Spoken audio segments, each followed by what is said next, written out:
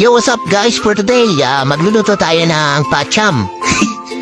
Kalinawan ng baboy, adobo. Okay, gisa na natin yung kalinawan. Let's go! So, okay na guys, nailagay na natin yung kalinawan ng baboy.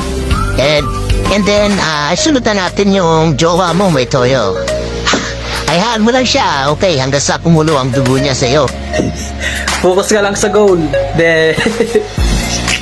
And next guys, ilagay na natin yung holy water fresh from Dait River. And then, lagay na natin yung favorito mong halaman. Opa, okay, ayan, buhangin from San Jose Beach.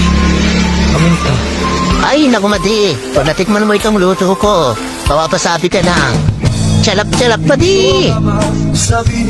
Yan, silang tayo. Huwag di mapakali, at di makatingin sa nalawag mo na po. Balik-balik, at